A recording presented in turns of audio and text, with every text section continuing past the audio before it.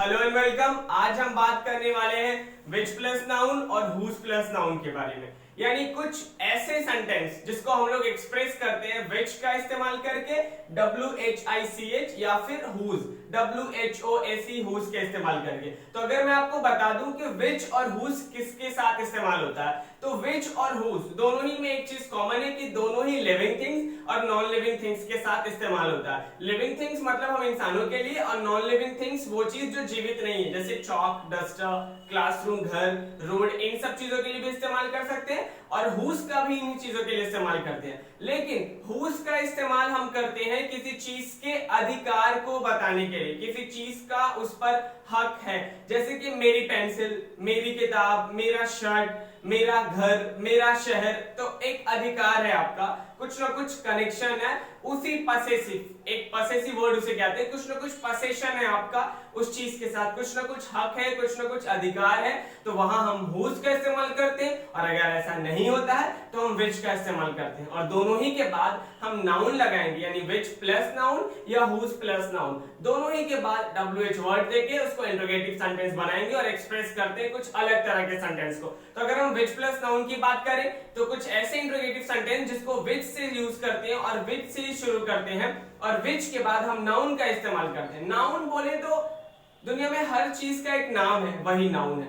जिस भी चीज का एक नाम है उसी नाउन कहते हैं, और ठीक उस नाउन के बाद एक हेल्पिंग वर्ब आता है, तो वहां हम उसको इस्तेमाल करते हैं इंट्रोगेटिव सेंटेंस की तरह। जैसे कि मैंने कुछ सेंटेंस लिख रखा है जो आपको समझाने के लिए। सबसे पहला सेंटेंस जैसे मैंने लिखा कि तुम किस घर में रहते हो, तो विच house do you live in, ये प्रेजेंट टेंस का स्ट्रक्चर है। तो विच हाउस, ये आपका विच WH वर्ड, उसके बाद हाउस आपका नाउन हो गया, विच house do you live in, तो यहाँ पे हमारा सब्जेक्ट क्या है, यू, तो इसके लिए हमने प्रेजेंट टेंस के हिसाब से डू लगा दिया। उसके बाद V1, which house do you live in.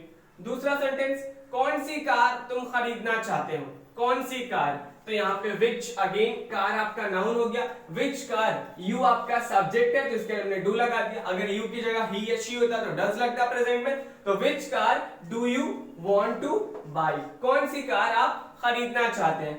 Third sentence कि कौन सी शर्ट आपने खरीदी, यानी पास्ट का, पास्ट इंडेफिनिट, कौन सी शर्ट आपने खरीदी, तो विच शर्ट डिड यू बाय। यहां देखिए विच प्लस शर्ट, शर्ट आपका नाउन है, उसके बाद हमने हेल्पिंग वर्ब पास्ट का लगाया, पास्ट में डिड का यूज करते हैं, तो did plus subject plus V1, did you buy. तीनों ही में देखिए which house, which car, which shirt, यानी विच के बाद नाउन, उसके बाद हेल्पिंग वर्ब डू, यहाँ पे पास्ट था तो डिड। अगला, which girl like you, which girl did you like, it mean किस लड़की ने तुम्हें पसंद किया और तुमने किस लड़की को पसंद किया, तो किस लड़की ने तुम्हें पसंद किया, तो यहाँ पे विच और गर्ल, विच के बाद गर्ल तो नाउन हो गया, लेकिन यही पूरा आपका सब्जेक्ट हो गया, ये पूरा आपका सब्जेक्ट हो चुका है विच गर्ल, इसीलिए हमने डायरेक्ट हेल्पिंग वर्ब ना देके मेन वर्ब दे दिया है लाइक का, liked V2, which girl liked you, क्योंकि पास्ट टेंस है तो वर्ब का सेकंड फॉर्म इस्तेमाल करते हैं, विच गर्ल लाइक्ड यू, ये पूरा सब्जेक्ट हो गया।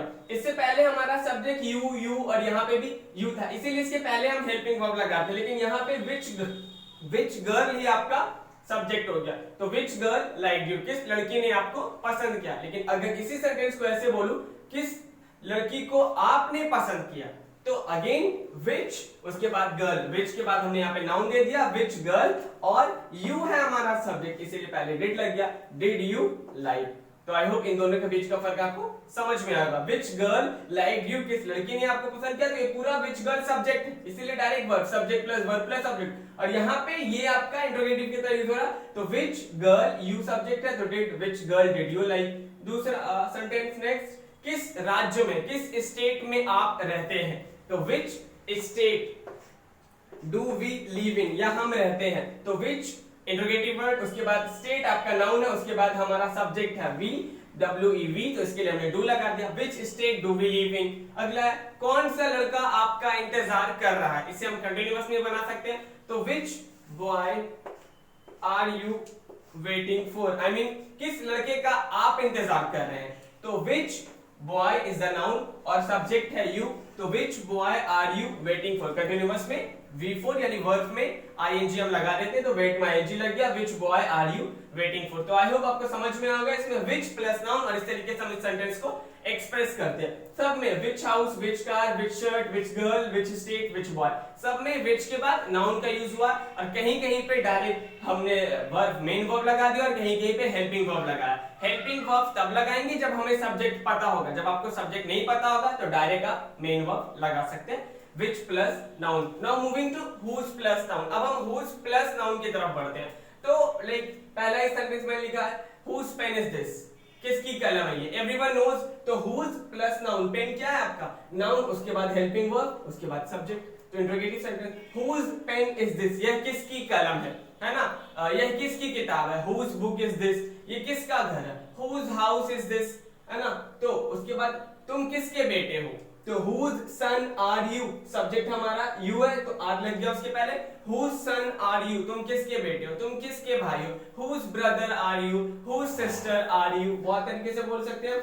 ये किसका आइडिया था, तो whose idea was that, या फिर वो किसका आइडिया था, तो whose idea was that। तो तीनों में आप देख सकते हैं कि हमने जैसे कि ये देखिए whose, यहाँ पे भी whose और यहाँ पे भी whose, उसके बाद पेन नाउन है, सन नाउन है और आइडिया तीनों आपका नाउन है। और इस तरीके से इंट्रोगेटिव सेंटेंस में एक्सप्रेस कर रहे हैं। अगला सेंटेंस, किसकी आंखें ब्लू है, तो whose प्लस आईज, whose आपका इंट्रोगेटिव वर्ड, आईज आपका noun, whose eyes are blue। Now whose brother teaches you, यहाँ पे भी एक वही चीज हो गया कि किसका भाई तुम्हें पढ़ाता है और तुम किसके भाई को पढ़ाते हो।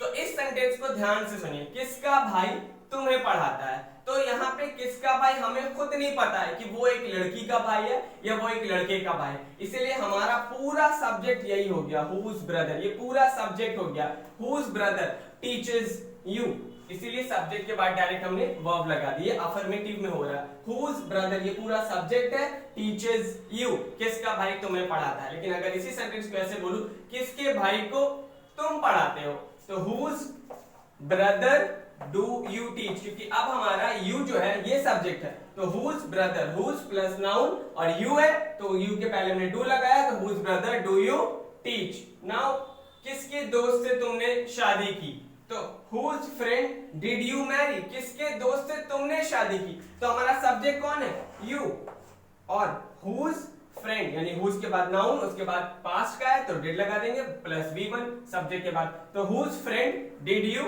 marry, और अगर इसी सेंटेंस को ऐसे बोलूं, किसके दोस्त ने तुमसे शादी की, तो किसके दोस्त ने हमें पता ही नहीं, तो सब्जेक्ट ही आपका हो गया whose friend married you। ये देखिए whose friend, यही आपका पूरा सब्जेक्ट हो गया। इसके बाद हमने वर्ब को लगा दिया, यानी मैरी का भी टू मैरिड, उसके बाद सब्जेक्ट, यहाँ पे डिड लग गया था, फिर सब्जेक्ट, फिर मैरी आया था। क्यों, क्योंकि यहाँ पे बजाबता हमें पता था कि सब्जेक्ट हमारा you है। तो whose friend did you marry, whose friend married you।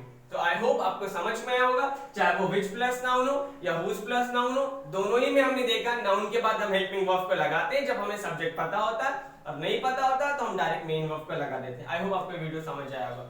Thanks for watching, have a nice day.